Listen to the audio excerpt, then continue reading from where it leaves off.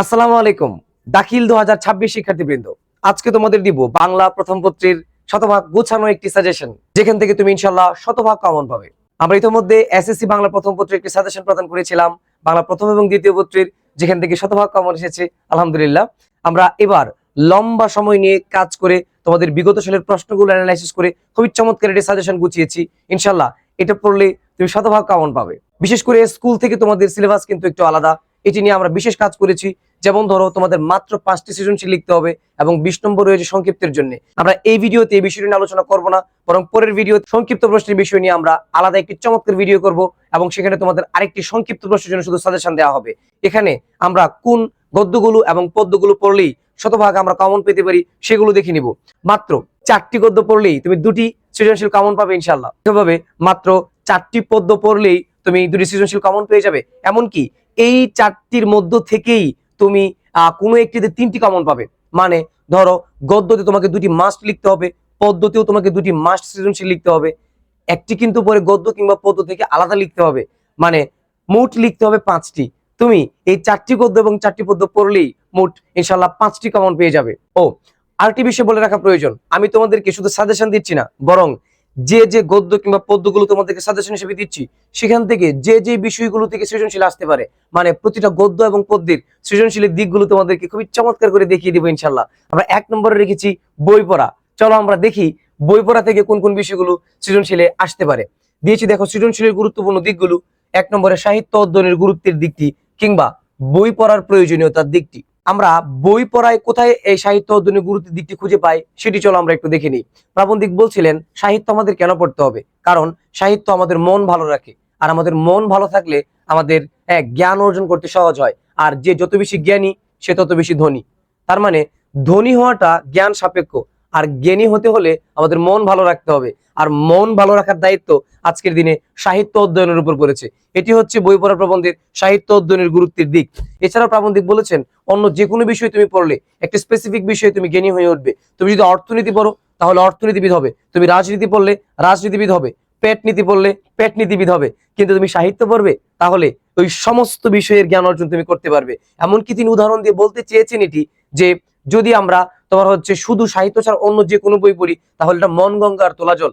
অর্থাৎ গঙ্গা থেকে যদি আমরা 1 ঘটি জল আনি, সেটুকু থেকে তো আমরা আমাদের নিজেদের শরীরকে পবিত্র করতে পারি না কিংবা শরীরকে আরাম দিতে পারি না। যদি আমরা একটা সাবজেক্ট পড়ি, এটা হচ্ছে গঙ্গা থেকে তুলে আনা 1 ঘটি জল, কিংবা আমরা যদি সাহিত্য পড়ি তখন কি হবে, তখন আমরা সেই গঙ্গার জলে স্নান করব। মানে সাহিত্য অধ্যয়ন হচ্ছে গঙ্গার পুরো স্রোত। এটি দিয়ে প্রাবন্ধিক ইঙ্গিত করেছেন সাহিত্য অধ্যয়নের গুরুত্ব কিংবা বই পড়ার প্রয়োজনীয়তা। আশা করি যদি তোমাদের সৃজনশীলে এটা থেকে বিষয়টা আসে তাহলে তোমরা ওই বই পড়ার ভেতর থেকে এই বিষয়টা তুলে ধরতে পারবে। এবার আমরা দেখি দ্বিতীয়টি, এখানে সাহিত্য অধ্যয়নের গুরুত্বের দিক এবং বই পড়ার প্রয়োজনীয়তার দিক এই দুটি একই। এবার দ্বিতীয়টি লাইব্রেরির গুরুত্বের দিকটি। লাইব্রেরির গুরুত্বের দিক 2 জায়গায় তিনি ব্যাখ্যা করেছেন। এক, তিনি বলছেন বই পড়ার মধ্য দিয়েই মানুষ ধনী হতে পারে। কিভাবে বুঝতে পারছো? বই পড়লে মন ভালো থাকে, মন ভালো থাকলে মানুষ জ্ঞানী হতে পারে, আর জ্ঞানী হইলে মানুষ ধনী। যে যত বেশি জ্ঞানী সে তত বেশি ধনী। তার মানে ধনী হওয়াটা বই পড়া সাপেক্ষ। আর বই পড়ার জন্য যেখানে সেখানে করা যায় না, জ্ঞানের চর্চা হয় লাইব্রেরিতে। তিনি বলছিলেন ধর্মের চর্চা চাই মন্দিরের বাইরেও করা চলে, দর্শনের চর্চা হয় গুহায়, এবং তোমার নীতির চর্চা ঘরে, বিজ্ঞানের চর্চা কোথায়? জাদুঘরে। কিন্তু এই বই পড়ার জন্য এটা যেখানে সেখানে হয় না, কারখানাতেও হয় না, ও কাছে লাইব্রেরিতে করতে হয়। এখানে লাইব্রেরির গুরুত্বের দিকটি আমরা দেখতে পাই। দ্বিতীয়ত লাইব্রেরির গুরুত্ব কোথায় রয়েছে? প্রাবন্ধিক বলছিলেন লাইব্রেরি তোমার আজকালকার দিনে স্কুল কলেজের থেকেও অনেক বেশি গুরুত্ব রাখে। দ্বিতীয়ত তিনি বলছেন যে হাসপাতাল অপেক্ষা কোনো অংশে কম নয়, কারণ হাসপাতালে হয় দেহের চিকিৎসা আর লাইব্রেরিতে হয় মনের চিকিৎসা। আমাদের দেহ ভালো রাখার জন্য যেমন গুরুত্ব দেই, মন ভালো দিয়ে গুরুত্ব না দিলে আমাদের ক্ষতি অনেকাংশে বেশি। কিভাবে? আমাদের অনেক সময় মন ভালো থাকলে দেখবো আমাদের দেহ ভালো হয়ে যাচ্ছে। অনেক সময় দেখা যায় একজন শিক্ষার্থীর তোমার হচ্ছে মনটা খারাপ, দেখা যায় মন খারাপের কারণে আস্তে আস্তে তার জ্বর উঠতে শুরু হয়। সে দেখবা মাদ্রাসা থেকে মনটা খারাপ করে নিয়ে সে তোমার হচ্ছে বাড়িতে যাচ্ছে, যাওয়ার পরে সে বলতেছে যে আম্মা দেখো তো আমার কি জ্বর উঠছে কিনা, ওরকম করে তার জ্বর উঠে যাচ্ছে। কিন্তু দেখা যায় 103 ডিগ্রি জ্বর নিয়ে যে ছেলেটা শুয়েছিল দাখিল পরীক্ষার রেজাল্টের দিন একটি চমৎকার ঘটনা ঘটে গেছে। তখন দেখবা সে জ্বর থেকে লাফ দিয়ে উঠবে, পাস পেয়ে গেছে, পাস পেয়ে গেছে। হঠাৎ করে সে মানুষকে থমকে দিবে। ঘটনাটা কি ঘটবে? দেখা যাবে যে তার ওই যে মনটা অনেক বেশি ভালো হয়ে যাওয়ার কারণে তার বডিটা অ্যাক্টিভ হয়ে উঠবে এবং সে সুস্থতা লাভ করবে। যে কারণে প্রাবন্ধিক বলেছেন যে লাইব্রেরি হাসপাতাল অপেক্ষা কোনো অংশে কম নয়, কেননা লাইব্রেরিতে মনের চিকিৎসা হয়। মনের চিকিৎসাতে মন ভালো থাকলে আমাদের দেহ ভালো থাকে। আশা করি লাইব্রেরি গুরুত্বের দিকটি আসলে তোমরা ইনশাআল্লাহ অবশ্যই পারবে। এবার আমরা এরপরেরটা দেখি। সামাজিক জীবনে লাইব্রেরি গুরুত্বের দিকটি এই দুটি বিষয় একই। আমাদের ত্রুটিপূর্ণ শিক্ষা ব্যবস্থার দিকটি আমি একেবারে সংক্ষেপে এটা বলছি। আমাদের ত্রুটিপূর্ণ শিক্ষা ব্যবস্থা প্রাবন্ধিক কোথায় বলছেন? প্রাবন্ধিক দেখানোর চেষ্টা করেছেন আমাদের শিক্ষা ব্যবস্থায় আমাদের মায়েরা যেভাবে জোর করে বাচ্চাদেরকে খাবার গেলায় এবং মায়েরা মনে করে যে জোর করে খাবার গিলালেই বাচ্চার উপকার হয়ে যাবে, সে এটাকে হজম করতে পারুক আর না পারুক, আমাদের শিক্ষা ব্যবস্থায় আমাদের শিক্ষকরাও একই কাজটি করে থাকেন। কিভাবে? আমাদের শিক্ষকরা আমাদের জোর করে নোট গিলান, যেভাবে আমাদের মায়েরা জোর করে ওভাবে খাবার গিলান। এরকম একটি উদাহরণের মধ্য দিয়ে আমাদের ত্রুটিপূর্ণ শিক্ষা ব্যবস্থার দিকটি প্রাবন্ধিক তুলে ধরেছেন। আরেকটি কথা তিনি বলেছেন যে ফ্রান্সে এক সময় যারা ফেল করতো তারাই নাকি ফ্রান্সকে রক্ষা করেছে, আর ফ্রান্সের থেকে আজকে আমাদের দিনে, আজকের দিনে শিক্ষা ব্যবস্থা ওদের থেকে আমাদেরটা আরো বেশি খারাপ। এই দিকগুলোই আমাদের শিক্ষা ব্যবস্থার ত্রুটিপূর্ণ দিকগুলো তুলে ধরে। এবার আমরা সর্বশেষ দিকটি দেখে নিই। সর্বশেষ দিকটি হচ্ছে স্বশিক্ষায় শিক্ষিত হওয়ার গুরুত্বের দিকটি। প্রাবন্ধিক বলেছেন এই পৃথিবীতে যত মানুষ সুশিক্ষিত তারা সবাই স্বশিক্ষিত। শিক্ষকের কাজ তাহলে কি? শিক্ষক শিক্ষার্থীর মনোজগতের ঐশ্বর্যের সন্ধান দেন। শিক্ষকের কাজ অর্থাৎ আমাদের কাজ হচ্ছে তোমাদের মনের জগৎটাকে খুলে দেওয়া, যে তুমি এই বিষয়ে এক্সপার্ট, তুমি এই বিষয়ে পারদর্শী, তুমি এই বিষয়টা কাজ করলে হয়তো জীবন অনেক ভালো করতে পারো। তোমার মনোজগতের সন্ধান দেওয়া শিক্ষকের কাজ। আর সুশিক্ষিত লোক মাত্রই স্বশিক্ষিত। আশা করি তোমরা বই পড়া থেকে যেভাবে সৃজনশীলের প্রশ্ন করো না কেন, যদি এই দিকগুলো তোমরা মাথায় নিয়ে যাও তাহলে শতভাগ সৃজনশীল পারবে ইনশাল্লাহ। চলো আমরা দ্বিতীয়টি দেখে নিই। আমরা দ্বিতীয়তে রেখেছি প্রত্যুপকার। এটি তোমাদের জন্য অনেক বেশি গুরুত্বপূর্ণ। প্রত্যুপকার থেকে আমরা একবার মুখস্থ জানি, দুই তিনটা দিকে আছে, সেগুলো একবার আনুষ্ঠানিকভাবে চলো আমরা দেখিনি। এখানে উপকারের উপকার অবশ্যই থাকবে, চলো আমরা দেখি। এক নম্বরে হচ্ছে উপকারের প্রতি উপকার করার দিকটি। উদ্দীপকে যদি দেখানো হয় এরকম একটি দৃশ্য, তখন আমরা কি বলবো? গ নম্বরে উদ্দীপকের বিষয়টি উপকারের প্রতি উপকার করার দিকটি প্রতিফলিত। এখানে উপকারের প্রতি উপকার কে করেছেন? নিশ্চয়ই তোমরা বুঝে ফেলছো, আলী ইবনে আব্বাস করেছেন। কারণ আলী ইবনে আব্বাস একসময় তিনি উপকার পেয়েছিলেন, আর আজকের দিনে উপকার তিনি দেখাইছেন। তার মানে আলী ইবনে আব্বাস ডেমাসকাসে ওই বন্দী ব্যক্তির কাছে যে উপকারটি পেয়েছিলেন, আজকে তিনিও উপকার করতেছেন। সেই বিষয়টা তোমাকে আলোচনা করতে হবে ওই তোমার হচ্ছে দ্বিতীয় পয়েন্টে। এবার আমরা দ্বিতীয় পয়েন্টে দেখি। দেখো কিংবা আমরা এটার ক্ষেত্রে তোমার হচ্ছে শুধু এটা না, এটাও লিখতে পারি উপকারের প্রতি কৃতজ্ঞতা প্রকাশের দিকটি। দুই নম্বরে অন্যায় অসত্য ও দুর্নীতি বিরোধী মানসিকতা। এখানে কোন বিষয়টি আসে? অন্যায় অসত্য দুর্নীতি বিরোধী মানসিকতা। এখানে দুটি বিষয় আমরা আলোচনা করতে পারি। এক, ওই বন্দী ব্যক্তির মধ্যে কিন্তু ওই অন্যায় কিংবা অসত্য করার কোনো মানসিকতা ছিল না। কেন? কারণ তিনি অন্যায় করেননি, এই জন্য তিনি কিন্তু আত্মসমর্পণ করেছেন। এই কারণে এমনকি তিনি তোমার হচ্ছে অন্যায়ভাবে ছুটে যাওয়ারও কিন্তু চেষ্টা করেননি। যখন বন্দী ব্যক্তিকে আলী ইবনে আব্বাস নিজের জীবনের ঝুঁকি নিয়ে ছেড়ে দিতে চেয়েছিল, তখন কিন্তু তিনি যেতে চাননি। আশা করি উদ্দীপকে এই বিষয়টি আসলে প্রথমে সুন্দর করে লিখে দিবা, অন্যায় অসত্য দুর্নীতি বিরোধী মানসিকতার দিকটি প্রতিফলিত, লিখে সুন্দর করে ব্যাখ্যা করতে তোমরা পারবা। একইভাবে খলিফার চরিত্রেও কিন্তু এই দিকগুলো প্রতিফলিত হয়েছে। এবার চলো আমরা তৃতীয়টি দেখে নেই। 3 নম্বরে হচ্ছে তোমার নিঃস্বার্থ পরোপকারের দিকটি। এখানে তোমরা যে অন্যায় অসৎ দুর্নীতি বিরোধী মানসিকতা, এর পরিবর্তে এটাও লিখতে পারো সৌজন্য সদাচার ও ন্যায়পরায়ণের দিকটি। এখানে সৌজন্যতা কে দেখিয়েছে, সদাচার কে দেখিয়েছে, এটি দেখিয়েছেন খলিফা মামুন। আশা করি তোমরা এটা বুঝতে পারছো। সর্বশেষ যেটি বলছিলাম যে নিঃস্বার্থ পরোপকারের দিকটি, আমরা অনেকেই এটি তোমার হচ্ছে ধরতে পারি না, শুধু বলি উপকারের প্রতি উপকারের দিকটি, কিন্তু পরীক্ষায় বেশি আসে নিঃস্বার্থ উপকারের দিকটি। কারণ আমরা প্রথমে যখন বন্দী ব্যক্তিকে আলী ইবনে আব্বাসকে উপকার করতে দেখি, ডেমাসকাসে ওই বন্দী ব্যক্তি যখন আলী ইবনে আব্বাসকে উপকার করে, তখন বন্দী ব্যক্তির কি স্বার্থ ছিল? কোনোই স্বার্থ ছিল না। তার মানে ওই লোক আলী ইবনে আব্বাসকে নিঃস্বার্থ উপকার করেছিল। আর উদ্দীপক এমন একটা দেখাতে পারে যে এই উদ্দীপকের মধ্যে আছে কোন একজন ব্যক্তি নিঃস্বার্থ উপকার করছে, তখন তুমি বলবা হ্যাঁ নিঃস্বার্থ উপকারের দিকটি প্রতিফলিত। এবং ঘটনাটি ইতিমধ্যে আমি বলে ফেলেছি, আশা করি তোমরা সবাই পারবা। 3 নম্বরে আমরা রেখেছি আম আটির ভেপু। চলো এখান থেকে আমরা সৃজনশীলের গুরুত্বপূর্ণ দিকগুলো দেখে নিই। তবে আম আটির ভেপুতে প্রবেশ করার আগে আমি তোমাদেরকে 2-3টি বিষয় একবারে বলে দিচ্ছি। এই গল্পটির মেইন বিষয় হচ্ছে শৈশবের চেরায়াত আনন্দ, 2 গ্রামীণ দারিদ্র্য। এই দুটি বিষয় মাথায় রাখলেই তুমি সবকিছু পেরে যাবে। আবারও বলছি, শৈশবের চেরায়াত আনন্দ এবং গ্রামীণ দারিদ্র্য, এই দুটি বিষয় পারলে তুমি পারবে। এবার আমরা দিকগুলো কিভাবে আসে এগুলো আমরা একটু দেখে নিই। 1 নম্বরে চেরায়াত শৈশবের আনন্দের দিকটি আমরা এটি কোথায় দেখতে পাই? দুর্গার চরিত্রে। দেখবো দুর্গা সারাদিন টই টই করে এখানে ওখানে ঘুরে ঘুরে বেড়াচ্ছে, অমুকের কাছ থেকে আম নিয়ে আসতেছে, তমুকের কাছ থেকে এটা নিয়ে আসতেছে, এটা তার ভাইকে নিয়ে লবণ দিয়ে মাখিয়ে খাচ্ছে। ও খুব চমৎকার দৃশ্য।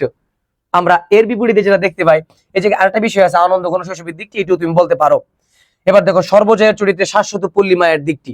হ্যাঁ, সর্বজয়ের মধ্যে আমরা একজন গ্রামীণ মায়ের যেমন হওয়া উচিত সেই চিত্রটি আমরা দেখতে পাই। তৃতীয়ত আমরা দেখবো, দেখো, অথবা মাতৃস্নেহের শাশ্বত স্বরূপ, এটিও তুমি লিখতে পারো।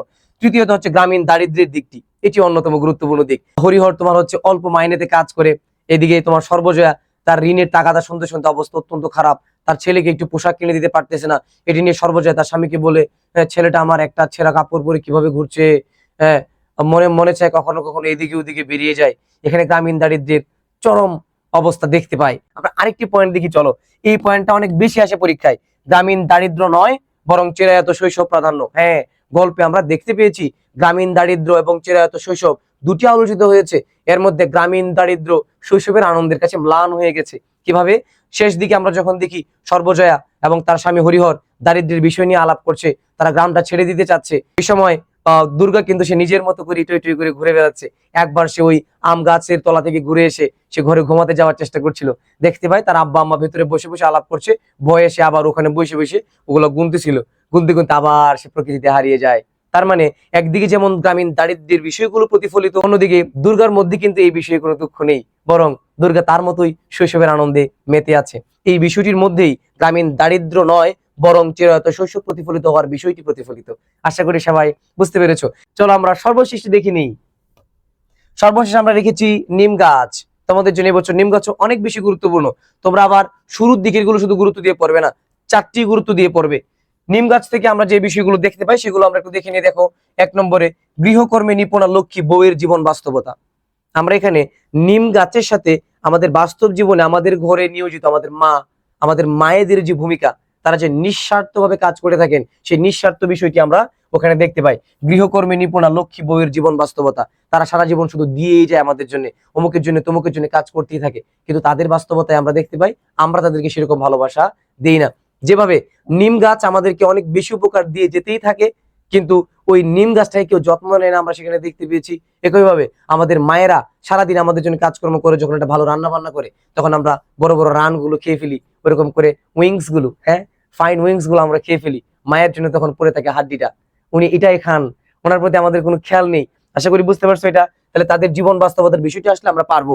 এন্ড দেন আমরা রেখেছি নারীর প্রতি মানুষের স্বার্থপর দৃষ্টিভঙ্গির দিকটি। দেখছো স্বার্থপর দৃষ্টিভঙ্গি কোথায়? আমরা সবাই কিন্তু এই কথা বলি। নিম গাছটার কথা যদি আমরা প্রথমে বলি, অনেকেই ওই মুরব্বীরা বলে নিমের হাওয়া ভালো, থাক কেটো না, কাটে না কিন্তু যত্নও করে না। এই মুরব্বীরাই আবার বলে যে ঘরের বউ লক্ষ্মী, তারা লক্ষ্মী হিসেবে রাখে ঠিকই, কিন্তু সে খেয়েছে কিনা, তার বর্তমান অবস্থা কি, কিছুই নিয়ে কেউ জিজ্ঞাসা করে না। এটি হচ্ছে আমাদের মানব সমাজের স্বার্থপরতার দিকটি নারীদের প্রতি। আশা করি তোমরা এটা আসলেও পারবে। এবার আমরা দেখি নিম গাছের নিঃস্বার্থ উপকারের দিকটি। নিম গাছের নিঃস্বার্থ উপকার কোথায়? দেখো, নিম গাছ কিন্তু স্বার্থের জন্য মানুষকে উপকার দেয় না। একইভাবে আমাদের মায়েরা আমাদের প্রতি ভালোবাসায়, এই যে আমরা তার শেকড় হয়ে চারদিকে ছড়িয়ে ছিটিয়ে আছি, যে কারণে তিনি চাইলেও এখান থেকে উঠে যেতে পারেন না, এটি হচ্ছে তার নিঃস্বার্থ ভালোবাসার দিকটি। এক একজনের জন্য এক একভাবে তিনি উপকারে আসছেন। তারপরে দেখো নিম গাছ রূপী লক্ষ্মী বোটার প্রতি কবির মুগ্ধতার দিকটি।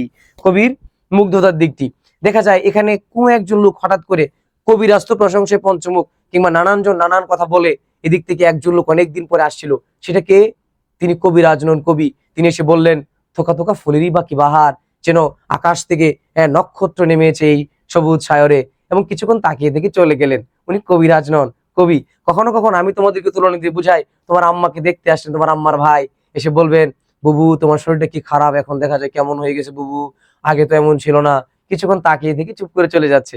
হয়তো তোমার মা বলছিল, ভাই একটু বসো, কিছু খেয়ে যাও, কিন্তু তিনি আসলে খাওয়ার জন্য এসে আসেননি, বোনকে দেখিয়ে চলে গেছেন। তখন তার মনে হয় দূর, এগুলো সংসার ছেড়ে চলে যায়, কিন্তু তিনি যেতে পারেন না। তার যে শেকড়, অর্থাৎ তুমি, তোমার আব্বা, আমি, আমার আব্বা আম্মা এবং আমাদের পরিবার, এই শেকড়টা তার অনেক দূর চলে গেছে। তাই ওই আবর্জনার মধ্যে তিনি দাঁড়িয়ে থাকেন একা। এটি ঠিক আছে যে নিম গাছের লক্ষ্মী বউটার প্রতি কবির মুগ্ধতার দিকটি আমরা আশা করি বুঝতে পেরেছি। নিম গাছ থেকে প্রশ্ন আসলে আমরা 12টা বাজিয়ে দিব। পারবে তোমরা? অবশ্যই পারবে ইনশাল্লাহ। দেখো আমি যে 4টি গদ্য দিচ্ছি, ইনশাল্লাহ এই 4টি গদ্য পড়লে তুমি শতভাগ 2টি সৃজনশীল কমন পেয়ে যাবে, এমনকি 3টিও পেতে পারো। তবে ঝুঁকি মুক্ত থাকতে আমরা আরো একটি গল্প পড়বো। 21 গল্প নামে একটি গল্প আমাদের এবছরই পাঠ্য হয়েছে, তাই এটা থেকে প্রশ্ন আসতে পারে। তোমরা একটু একটু দেখে রাখবে। আমি বলছি না ওই 4টার বাইরে আসবে, কিন্তু তুমি এটা দেখে রাখবে। ধরো কথার কথা, তোমার পরীক্ষায় আমি যে 4টা দিচ্ছি, এটা থেকে তোমার হচ্ছে 2টা আসলো না, 1টা আসলো, আমার কিছু হবে? আমার কিছু হবে না, তোমার ঝামেলা হবে, তুমি বিপদে পড়ে যাবে। তোমাকে যে সাজেশন দিচ্ছি, এটাতে একটা আমার দায়বদ্ধতা আছে, যেমন শতভাগ যেন কমন পাও। সুতরাং আমি তোমাকে বলবো 21 গল্পটা একটু দেখে যাবে। ইনশাল্লাহ তুমি 21 গল্পটা দেখলে ওই 5টা যদি একটু দেখে যাও, তাহলে 100% 3টা সৃজনশীল ইনশাল্লাহ কমন পেয়ে যাবে। ঠিক আছে, চলো দেখি আমরা 21 গল্প থেকে কোন কোন সৃজনশীল দিকগুলো আসতে পারে। 1, ভাষা শহীদদের আত্মত্যাগের দিকটি। এখানে আমরা তপু চরিত্রে একজন ভাষার জন্য জীবন উৎসর্গকারী মানুষের আত্মত্যাগের দিকটি তুলে ধরবো এখানে। এন্ড দেন আমরা দেখবো ভাষা আন্দোলনের চিত্র। ওই যে তোমার এই মেডিকেল কলেজের সামনে অনেকে প্ল্যাকার্ড নিয়ে, কেউ কেউ পতাকা নিয়ে কিংবা রক্তমাখা জামা নিয়ে বসেছিল এবং পরে আন্দোলন থেকে বের হয়ে এসেছিল। এই দৃশ্যটা হচ্ছে ওই ভাষা আন্দোলনের চিত্র। তারপরে হচ্ছে ভাষা শহীদদের অমরত্বের দিকটি। এখানে যদিও এখানে অমরত্বের দিকটি ভিন্নভাবে দেখানো হয়েছে, বাস্তব হচ্ছে আমাদের ভাইয়েরা যারা আমাদের দেশ এবং জাতির জন্য, আমাদের ভাষার জন্য যারা জীবন দিয়েছিল, তারা আমাদের মধ্যে অমর হয়ে আছে। আমরা শুনি সালাম সালাম, আমাদের ভাই সালাম, তাদের জন্য হাজার সালাম, শহীদ স্মৃতি স্মরণে। আশা করি তোমরা বুঝছো, আমাদের ভাইয়েরা আমাদের কাছ থেকে কখনোই হারাবে না। তো সেখানে ওই তপুর ফিরে আসার প্রেক্ষাপট আমরা সবাই জানি। সে আসলে কঙ্কাল হয়ে ফিরে আসে। তার মাথার মধ্যে যে গুলিটা লাগছিল এবং তার তোমার হচ্ছে এক পায়ের ফিবুলাটা যে ছোট ছিল, সেটি দেখে তার বন্ধুরা শনাক্ত করতে পারে তার ফিরে আসাটা, তার যে আবার অমরত্ব, সেটি একটু ভিন্ন রকম। ওকে, এরপরে আমরা দেখি 21-এর গল্পে শহীদ হওয়া তপু চরিত্রের সাথে সাদৃশ্যপূর্ণ। এটি উদ্দীপকে দেখাতে পারে, দেখিয়ে বলবে উদ্দীপকের চরিত্রটি কেউ একজন নিহত হচ্ছে কিংবা দেশের জন্য জীবন দিয়েছে। সেই দৃশ্যটি 21-এর গল্পে কোন চরিত্রের সাথে সাদৃশ্যপূর্ণ? তপু গল্পের সাথে সাদৃশ্যপূর্ণ। এন্ড দেন প্রিয়জন হারানো দুঃসহ বেদনার চিত্র। আমরা দেখতে পাই যেদিন তপু মারা গিয়েছে সেদিন তার মা কি আর্তনাদ করেছে, তার স্ত্রী একেবারেই ভেঙে পড়েছিল। তোমরা আবার এই যে স্বজন হারানোর বেদনা, এটি মনে রাখবে না, দুঃখের কাহিনী যেহেতু, ঠিক এভাবে মনে রাখবে প্রিয়জন হারানোর দুঃসহ বেদনার চিত্র। এটি যদি উদ্দীপকে দেখায়, আমরা কোন বিষয়টি পরে আলাপ করব? ওই যে তপুর মা এবং তার স্ত্রীর যে আর্তনাদ, সেই বিষয়টি নিয়ে আমরা আলোচনা করব। আশা করি 21-এর গল্প তোমরা পারবে। তোমাদের বাংলা দ্বিতীয় পত্রের সাজেশন আসছে, এর পরপরই চোখ রাখো বাংলা জ্ঞান গৃহের পর্দায়। তোমাদের প্রস্তুতিকে চমৎকার এবং গোছানো রাখতে বাংলা জ্ঞান গৃহ চ্যানেলটিতে সাবস্ক্রাইব করে রাখো। সবাই ভালো থেকো। আসসালামু আলাইকুম।